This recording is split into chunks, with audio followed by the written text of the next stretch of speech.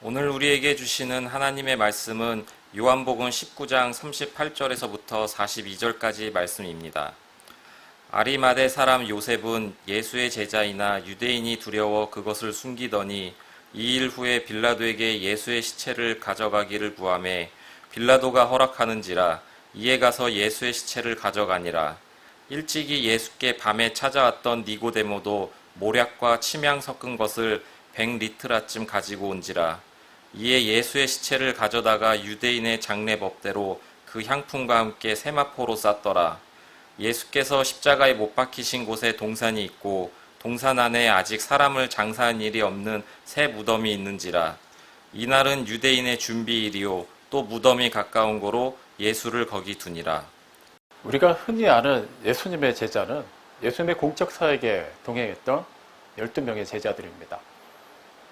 우리가 보통 예수님의 제자를 그 12명에 국한해서 생각하는 경향이 있다 보니까 우리는 제자의 삶을 산다는 거에 대해서 상당히 부담을 가질 때가 많습니다. 그들처럼 그렇게 헌신하고 그렇게 기꺼이 자신을 부인하고 예수님이 가신 길을 갈 수 있을까? 나는 도무지 그렇게 할 자신이 없기 때문에 제자의 삶을 산다는 그 표현 자체를 우리는 상당히 부담스러워하는 것이죠. 하지만 모든 사람이 예수님의 그 12명의 제자, 좀 더 엄밀히 범위를 좁혀서 가룟 유다를 제외한 그 11명의 제자들과 똑같은 사명을 감당할 수는 없습니다. 분명히 그들은 그들에게 주어진 사명이 있는 것이고 또 다른 제자들에게는 그들 나름의 사명이 있는 것이죠. 하나님께서 미리 다 그렇게 예정하셨고 또 각 사람에게 주신 그 고유한 능력과 기질을 통해서 그 일을 이루어 가십니다. 그렇기 때문에 우리는 그 어느 높은 수준만을 기본으로 삼아서 그거에 미치지 못함으로 말미암아 그냥 아무렇지도 않게 제자의 삶을 포기하는 그런 어리석음을 범해서는 안 될 것입니다.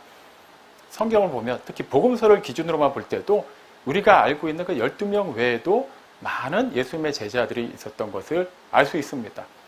오늘 읽은 본문에서도 그 2명이 등장하죠. 아리마대 사람 요셉과 니고데모입니다. 그들은 그 앞서 말씀드린 12명의 제자들에 비하면 그렇게 유명한 사람들이 아닙니다. 그들에 관한 이야기가 많이 알려지지도 않았죠. 예수님이 사역하실 때 그들이 함께 동행하면서 어떠한 사람들이 알만한 예수님의 제자로서의 모습을 보였다라는 기록도 쉽게 찾아볼 수 없습니다. 그럼에도 불구하고 성경은 그들이 예수님의 제자라는 것을 분명하게 밝힙니다. 한때 제자였다가 아니에요. 제자라고 현재형으로 표현합니다. 이 사실을 아는 것은 참으로 중요하죠. 예수님의 제자의 삶이 과연 무엇인가? 어느 특정한 사람, 어느 특정한 상황에만 국한해서 해석할 것이 아니라 정말 하나님의 뜻대로 살고자 하고 하나님께서 쓰시고자 할 때 기꺼이 자신의 전 존재를 내어 맡길 수 있는 그런 삶을 바라보는 것. 그것을 교훈 삼아서 우리의 삶에 적용하는 것은 참으로 중요한 일이라 할 수 있습니다. 아리마대 사람 요셉이 어떤 사람인지를 한번 살펴보죠. 사복음서에 공통적으로 다 등장을 합니다. 니고데모는 요한복음에서만 볼 수 있어요. 그렇게 생각하면 아리마대 사람 요셉은 상당히 유명한 사람인 것 같지만 그에 관한 기록은 사복음서 공통적으로 예수님의 장례식과 관련된 부분에서만 등장합니다. 그 전으로도 후로도 그의 이름은 찾아볼 수가 없습니다. 굉장히 짧게 스쳐 지나가는 인물이라고도 할 수 있어요.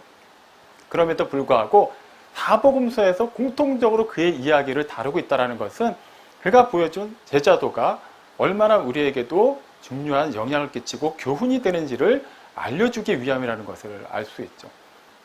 그가 어떤 사람인지를 한번 그 면면을 살펴보겠습니다.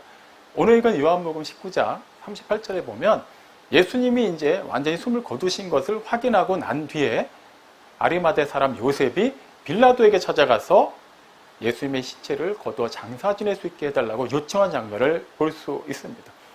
우리가 진작 살펴본 것처럼 신명기 21장 23절은 나무에 매단 사람, 그 사람이 이제 죽고 난 뒤에는 밤새도록 그 자리에 두지 말고 그를 내려서 묻어주어야 한다고 기록되어 있죠. 율법입니다. 그렇기 때문에 유대인으로서 마땅히 그런 요청을 할 수가 있겠죠.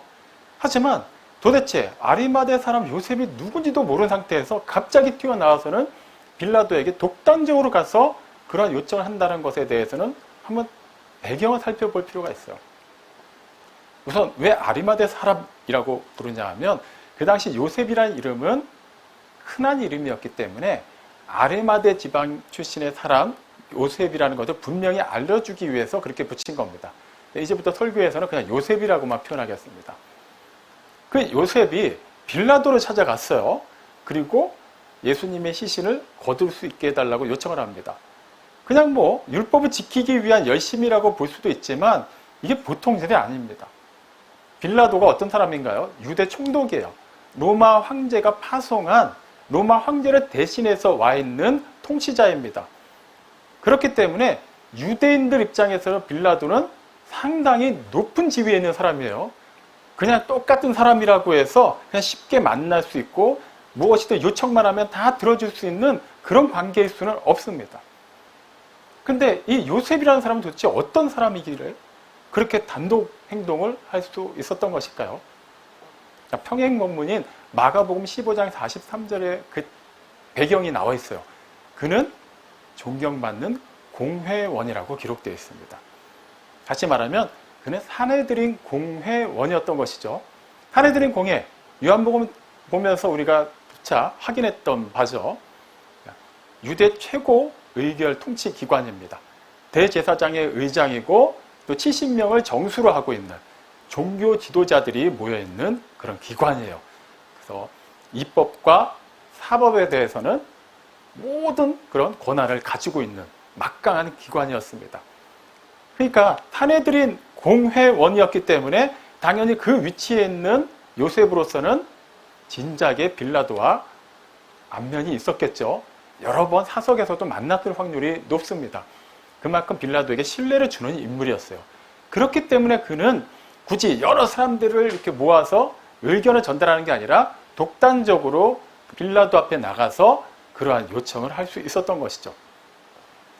굉장히 이거는 단지 신뢰만 가지고 있다고 해서 되는 게 아니에요. 당시 예수님을 십자가에 못 박으라고 빌라도로 부추긴 사람들이 어떤 사람들입니까? 산헤드린 공회원들이에요. 유대 종교 지도자들입니다. 그들이 정작 예수님을 죽이라고 빌라도로 부추겼고 실제 그 일을 이루었어요. 그런데 그들 중에 한 사람인 요셉이 전혀 다른 입장을 취하고 있는 겁니다. 어떻게 보면 역설이죠. 모순입니다. 아니 어떻게 그는 그렇게 할 수가 있었을까? 그런데 다른 평행 본문들을 보면은 요셉은 그냥 똑같은 산헤드린 공회원이 아니었다는 것을 알 수 있어요. 누가복음 23장 50절과 51절에 보면 그는 착하고 의로운 사람이요. 다음에 산헤드린 공회의 결정과 처사에 찬성하지 않은 사람이요. 하나님 나라를 기다리는 사람이라고 말합니다. 자, 성경이 그를 의로운 사람이라고 말해요. 단지 율법을 잘 지켰다라는 차원만은 아니겠죠. 그리고 산헤드린 공회의 결정에 찬성하지 않았어요. 무슨 말이냐 하면 산헤드린 공회에서 예수님을 죽이기로 결정을 했잖아요. 모든 사람이 만장일치로 찬성한 건 아니라는 거예요. 하지만 절대 다수가 찬성을 했기 때문에 통과가 된 거겠죠. 그 자리에 요셉이 있었는지 없었는지는 모르겠습니다만 어쨌거나 그의 입장은 반대였습니다. 그들과는 다른 사람이었어요. 그리고 하나님의 나라, 곧 하나님의 통치를 기다리고 하나님의 그 통치를 인정하는 사람이었어요. 어쨌거나 그도 예수님의 제자였던 것이죠. 그런데 그가 그동안 예수님의 12 제자들이 그랬던 것처럼 예수님이 공적으로 사역하시는 동안에는 모습을 비치지 않다가 돌아가시고 난 뒤에야 등장합니다. 그리고 예수님의 시신을 장례를 치르기 위해서 기꺼이 자신의 정체성을 드러내죠. 어떻게 보면 좀 늦은 감이 있습니다.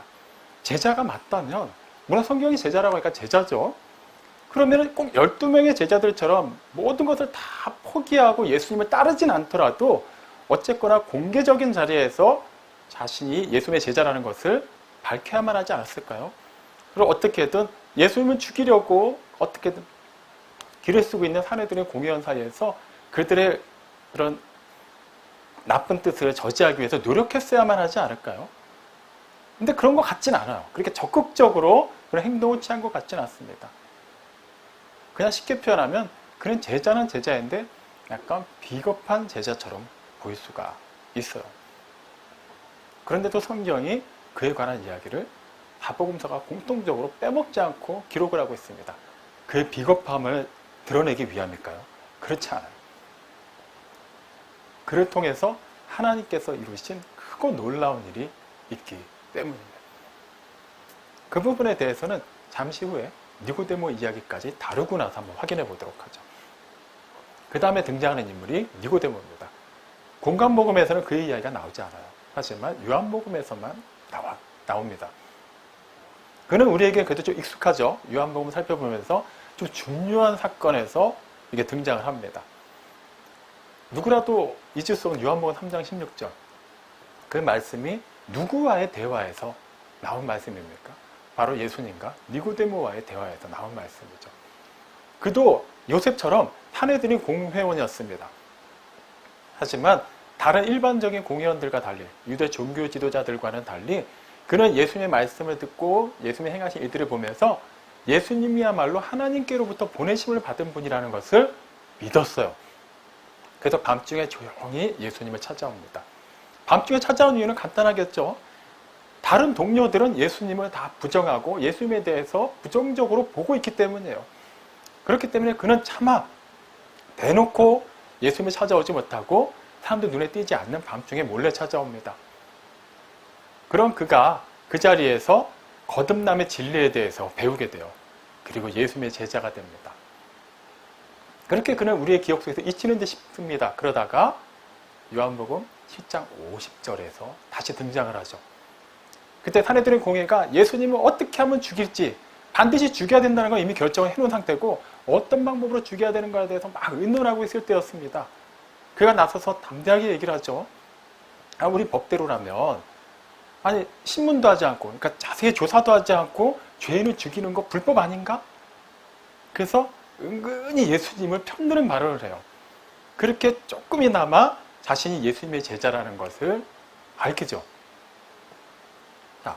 그리고 그 다음으로 등장하는 장면이 바로 예수님을 장례 지내는 장면에서 나옵니다. 그는 예수님을 장례 치르기 위해서 그 모략과 침향을 약 100리트라쯤 가지고 왔다고 해요. 우리에게 익숙한 그런 도량형으로 바꾸면 약 34kg쯤 됩니다. 굉장한 양이죠. 보통 그 정도 향품은 그 당시로 따지면 왕의 장례식 때나 사용하는 양이라고 합니다. 어마어마한 양이에요. 그럼 무엇을 의미할까요? 니고데모는 예수님이야말로 참된 유대인의 왕의 심을 인정한 겁니다. 그것을 드러낸 거예요. 이제는 자신이 예수님의 제자라는 것을 만천하에 공개한 것입니다. 그럼 어떻게 보면은 서사는 다르지만 요셉과 니고데모는 예수님의 제자라는 공통점이 있으면서 또한 드러내놓지 않고 공개적으로 예수님의 제자의 삶을 살지 않았다라는 모습도 공통점이라 할 수 있죠. 그 다음에 예수님의 장례식을 치른 또 유이한 두 사람입니다. 앞서 계속해서 비교하고 대조하고 있는 12 제자들과 비교하면 뭔가 많이 달라요. 그들은 공개적이지 않고 제자들은 공개적이었습니다. 하지만 예수님이 돌아가시는 그 순간에는 제자들은 다 그 곁을 지키지 못했죠. 하지만 예수님이 돌아가시고 난 뒤에 이 두 사람은 예수님을 정성스럽게 장례식을 치러드립니다. 뭔가 다르기도 하고 뭔가 차원이 다른 것 같기도 하고 상황이 다른 것 같기도 해요.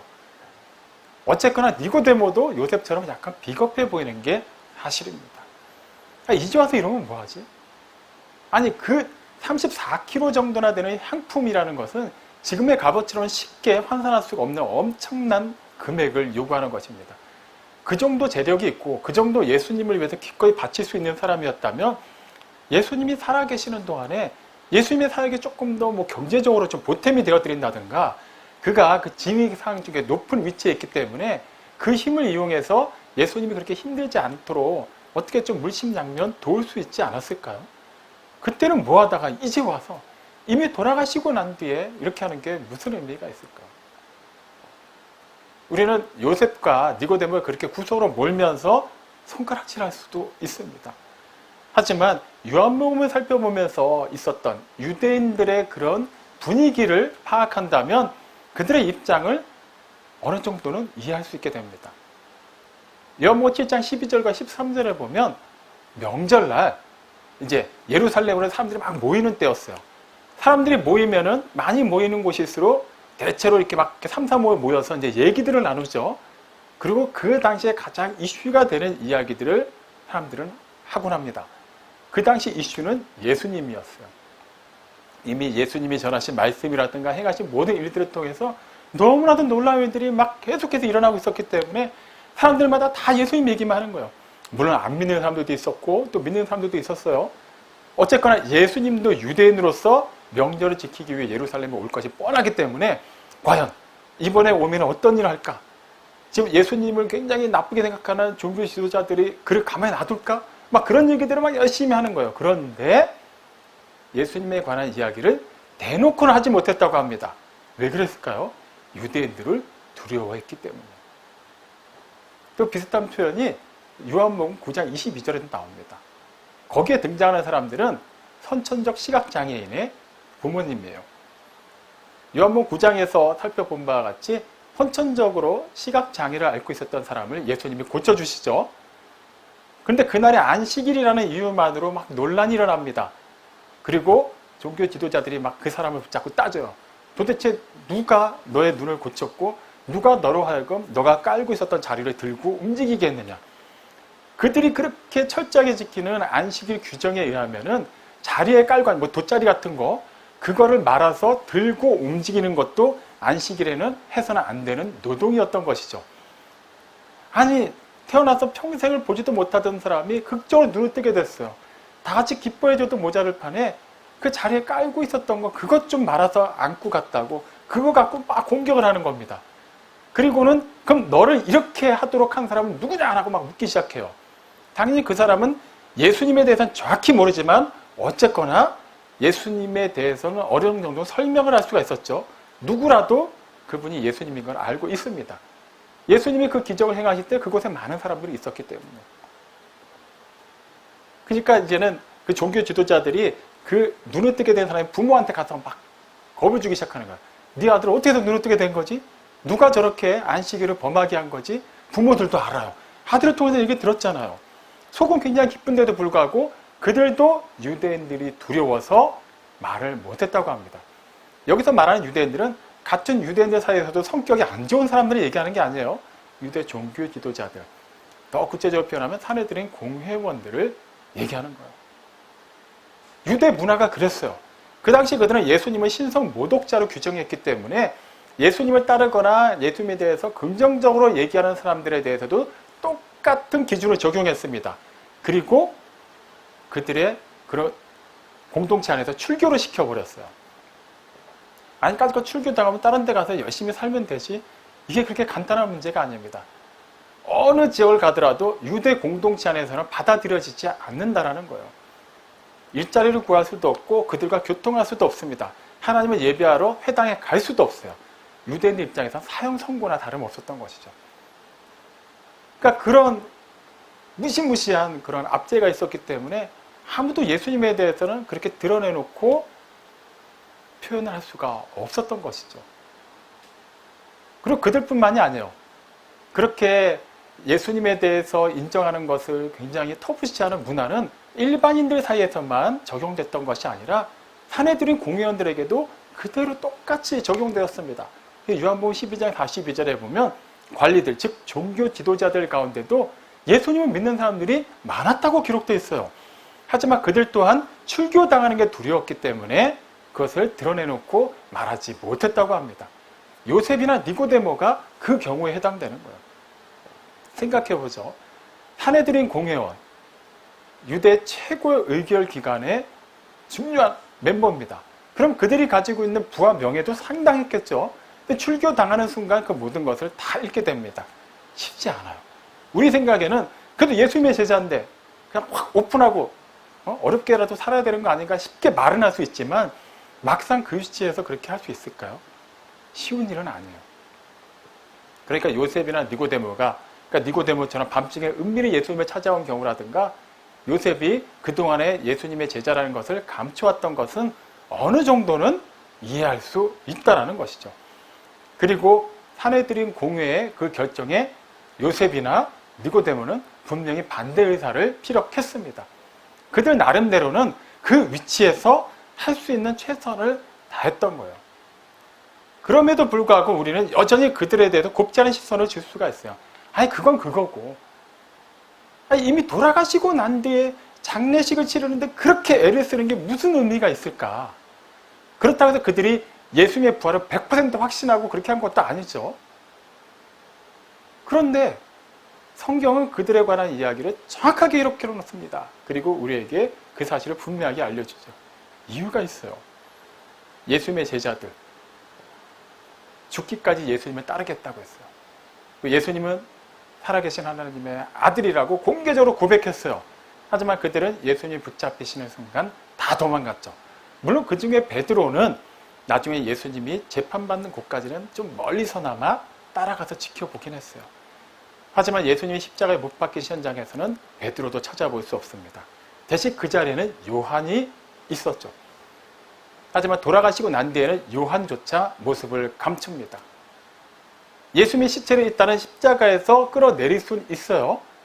이미 유대 종교 지도자들이 요청을 했기 때문입니다. 예수님뿐만 아니라 양편에 있는 죄수들도 율법에 따라서 그대로 십자가에 놔두면 안 되고, 그 더욱이 이제 몇 시간 후면은 유월절 기간 중에 있는 안식일, 가장 중요한 날이 시작되기 때문에 그 율법을 어길 수는 없는 것이죠. 그래서 그들은 시체에서 내려달라고 요청을 해놨어요. 하지만 내리고 나면 끝인 겁니다. 그 다음부터 독수리 밥이 되든 들짐승의 밥이 되든 신경 쓸 바가 아니에요. 그런데도 불구하고 그 둘은 담대하게 자신들의 정체를 드러내놓고 예수님의 시신을 수습합니다. 그리고 그런 그들을 통해서 놀라운 일들이 일어나죠. 예수님의 12제자들은 사도행전에서도 계속해서 그 존재감을 드러냅니다. 그들을 통해서 엄청난 역사들이 막 일어나죠. 하지만 요셉과 니고데모는 복음서 이후에는 등장하지 않습니다. 따지고 보면 여전히 레벨 차이가 현격하게 나는 것처럼 보여요. 그런데도 불구하고 성경은 그들을 치우침 없이 제자의 반열에 올려놓고 얘기합니다. 그들도 분명히 제자의 삶을 살았다고 말하는 것이죠. 여기서 우리는 잠시 기독교의 핵심에 대해서 살펴볼 필요가 있어요. 기독교의 핵심이 무엇입니까? 예수 그리스도예요. 하지만 단지 그냥 예수 그리스도 뭐 어쩌라는 거죠? 근데 그분이 원래는 하나님이신데, 본래 하나님이신데도 불구하고 우리가 똑같은 사람이 되셨다라는 거예요. 그분의 성육신, 이유가 무엇입니까? 죄의 삭신, 사망을 우리가 감당해야 되는데도 불구하고 그것을 우리 대신해서 모두 짊어지시기 위해서예요. 완전한 하나님이시면서 또한 완전한 사람으로서 이 세상에 오셨어요. 우리의 죄값을 치르시기 위해 그분이 십자가에 달려 죽으셨습니다. 거기서만 끝나면 안 되겠죠. 그분이 부활하셔야만, 그분이 이루어 놓으신 그 구속사가 완성되고 또한 영원히 유효할 수 있게 되는 것이죠. 그렇기 때문에 기독교의 핵심은 예수님의 성육신, 그분의 삶, 그분의 죽음, 그분의 부활로 이렇게 연속적으로 이어서 살펴봐야만 합니다. 여기서 가장 중요한 부분, 예수님의 그 대속의 죽음과 부활, 이 사건이 없다면 예수님은 단지 역사적으로 있었던 그냥 훌륭한 선생, 선한 선생으로만 기억되고 끝날 거예요. 하지만 그분은 우리를 대신해서 우리의 죄값을 치르기 위해 분명히 죽으셨고 또 부활하셨기 때문에 우리의 죄 문제를 해결하셨고 우리에게 영원한 생명에 관한 소망을 주셨죠. 그러면 이것을 우리가 믿는데 무엇을 근거로 믿을 건가요? 그냥 목사가 그렇게 얘기하니까 믿어야 되는 건가요? 지어낸 얘기라고 누가 장담할 수 있겠습니까? 그 시대에도 더 그렇겠죠. 그 시대 사람들 사이에서는 예수가 죽은 것까지는 대부분의 사람들이 인정했을 겁니다. 실제 십자가 위에서 죽은 모습을 많은 사람들이 보았고 창에 찔렸을 때도 전혀 미동하지 않은 것을 보았고 그 시신을 끌어내리는 군인들도 분명히 몸이 굳은 시신을 알았을 거예요. 백부장도 그 사실을 분명히 지켜보았고 나중에 빌라도도 그거에 대한 분명한 보고를 받았습니다. 그럼에도 불구하고 그 시대에는 예수님의 죽음을 여전히 부인하는 사람들도 있었어요. 우리가 지난주에 살펴본 것처럼 영지주의자로 대표되는 이단들, 즉 예수님의 인성을 부인하고 예수님은 진짜 사람이셨던 게 아니라 단지 사람인 것처럼 보이셨을 뿐이다 라고 말하는 사람들도 있었어요. 그들의 주장대로라면 예수님의 십자가 대속의 죽음이 부정되기 때문에 복음이 완전히 무너지게 되는 것이죠. 그래서 요한은 복음서를 다시 새롭게 기록하면서 예수님은 참 하나님이시면서 참 사람이시라는 것을 거듭 강조한 것입니다. 그리고 부활이 그 다음에 따라와야만 해요. 예수님이 부활하지 않으신다면 그분은 죽으셨다. 끝. 정말 그렇게 끝나는 거예요. 억울하게 죽으셨다. 이 이상 어떤 이야기도 전개될 수 없습니다. 하지만 부활하셨기 때문에 그분과 함께 죽은 우리 또한 그분과 함께 부활하고 그분이 영원히 살아계시기 때문에 그분과 연합한 우리 또한 영원히 살게 되었다는 그 복음의 정수가 분명하게 증거될 수 있는 것이죠. 그렇다면 이 분명한 증거가 무엇인가요? 예수님의 시신이 안치되었던 무덤, 그리고 예수님의 시신을 감쌌던 세마포가 되는 것이죠. 나중에 예수님이 부활하신 현장에는 어떤 일이 있었습니까? 예수님의 시신은 온데간데 없이 사라졌어요. 빈 무덤뿐이었어요. 그리고 예수님을 향품과 함께 쌌던 그 세마포가 그대로 그 자리에 놓여 있었습니다. 그게 증거예요. 그걸 본 사람들이 세상에 예수님의 부활을 증거했고 실제 부활하신 예수님의 그 후의 모습을 나타내심으로 말미암아 그 일은 분명하게 사람들 사이에서 믿음의 징표로 각인될 수 있었던 것이죠. 이 놀라운 증거, 정말 누구도 부정할 수 없는 증거인 빈 무덤과 세마포, 누구로 말미암아 등장하게 되었습니까? 요셉과 니고데모입니다. 그 빈 무덤은 원래 요셉이 자신의 무덤, 자신의 가족들을 위한 무덤으로 준비해 두었던 거예요. 보통 그 시대 유대인들의 무덤은 우리가 생각하는 것처럼 땅을 수직으로 파서 묻는 방식이 아니라 바위를 수평으로 깎아서 그 안에 안치하는 식이었어요. 그리고 돌로 그 입구를 막는 식이었습니다. 그러니까 비용도 상당히 들었겠죠. 인력이 투입되기 때문에. 그러니까 일반 사람들이 다 그런 무덤을 소유할 수는 없었어요. 부자들은 당연히 가질 수 있었죠. 요셉은 자신이 가지고 있는 재력으로 엄밀히 말해 자기와 자기 가족들을 위해 준비한 무덤이지만 아낌없이 예수님을 장사하기 위해 그 무덤을 사용합니다. 그 결과 어떻게 보면은 예수님을 믿었음에도 불구하고 비겁하게 숨어 있었던 제자라는 오명을 받을 법한 그를 통해서 예수님의 부활의 증거가 만천하에 공개되게 되죠. 니고데모도 마찬가지예요. 그가 예수님을 장사 지내기 위해서 가져온 그 향품과 세마포가 예수님이 부활하셨음을 분명하게 증거하는 증거품이 되었습니다. 하나님께서는 그것을 통해서 우리에게 참된 제자도가 무엇인지를 보여주고 계십니다. 모든 사람이 우리가 흔히 아는 베드로나 요한, 바울과 같은 제자일 수는 없어요. 그렇다고 해서 그들은 이미 어느 정도 수준에 올랐고 우리는 절대 그 수준이 안 된다는 얘기를 하는 게 아니에요. 모든 사람이 그들과 같아야만 된다는 것은 아니라는 것이죠. 그렇다고 해서 모든 사람이 다 요셉과 니고데모처럼 그렇게 숨은 제자로만 또 지낼 수도 없습니다. 하지만 분명한 것은 정말 화려하게 서막을 열었다가 조용히 사라질 수도 있고 비록 전혀 존재감이 없다가 결정적인 순간에 나타날 수 있고 어떤 모양이 되었든 주님의 제자는 하나님께서 쓰시고자 하는 그때에는 반드시 존재감을 나타나게 되어 있다는 거예요.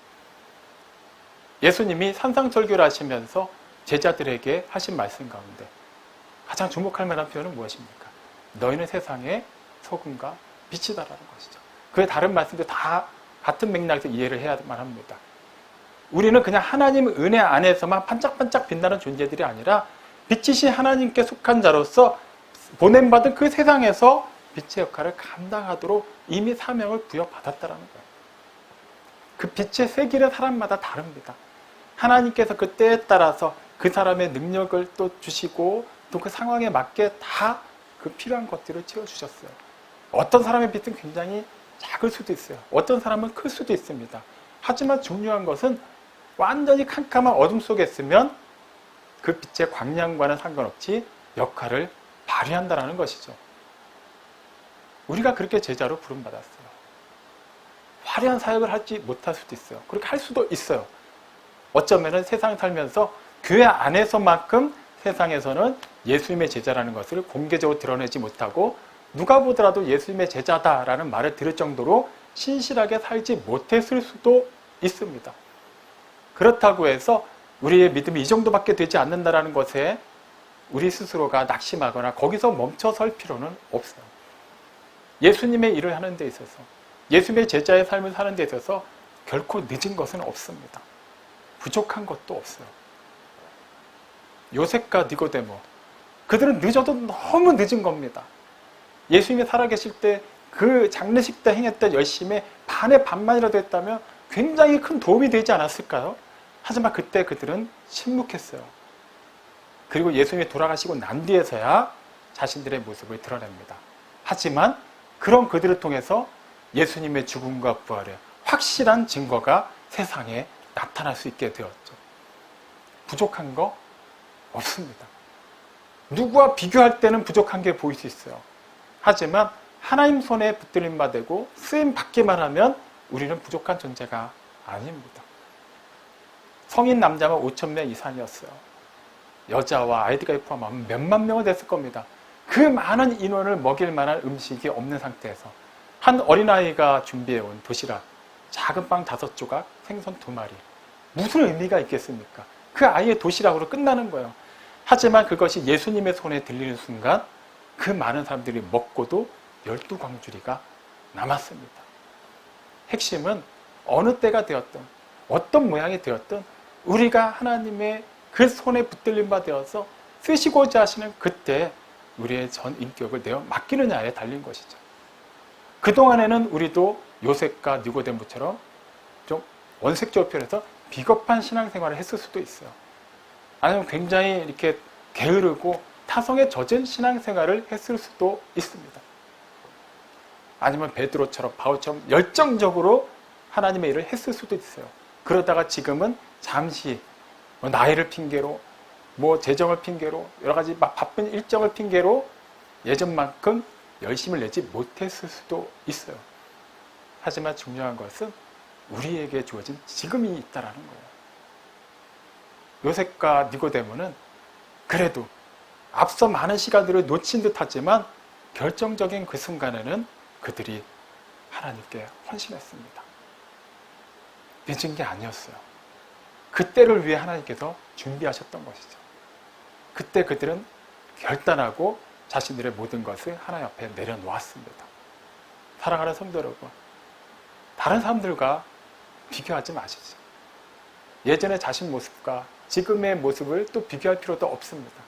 지금, 어제나 오늘이나 영원토록 변함없으신 하나님께서 지금 우리와 함께 하시고 지금 우리를 통해서 일하시고자 합니다. 내일부터 하지. 내년쯤부터 일단 여름 지나고 그런 생각 이제는 내려놓으십시오. 지금부터 해야 될 그 일을 하시기 바랍니다.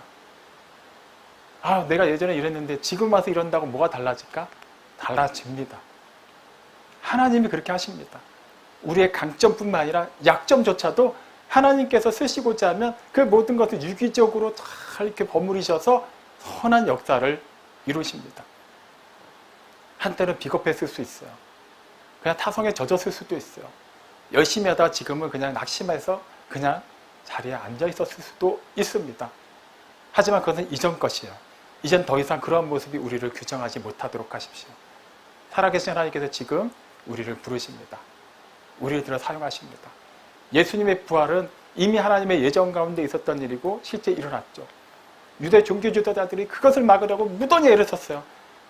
빌라도에게 요청해가지고 자신들의 성전 경비대까지 동원해서 무덤 입구를 막고 심지어 봉인까지 해놨습니다. 경비병들이 있어서 지키게까지 했어요. 하지만 예수님의 부활을 막지 못했죠. 우리는 그분께 속한 성도입니다. 그분으로 말미암은 그 빛, 그 향기가 우리에게서 우러나오는 것은 아무도 막을 수가 없어요. 감춰지지 않습니다. 그러니까 애써 우리 자신이 감추려고만 하지 않으면 돼요. 그냥 그대로 사십시오. 주어진 상황 받아들이고 그 상황에서 제자로서 해야 될 그 일을 하시고 가야 할 그 길을 가십시오. 주어진 그 시간을 살아내십시오. 그럼 우리를 통해서 하나님의 크고 놀라운 일, 하나님의 예정하신 그 놀라운 역사가 반드시 일어납니다. 그 일에 기쁨으로 감사함으로 헌신하고 그렇게 하나님 나라의 확장에 쓰임받고 세상 사람들로 하여금 살아계신 하나님을 볼 수 있도록 그렇게 산 증인의 삶을 살아내는 우리 모두가 되기를 주님의 이름으로 축원합니다. 아멘.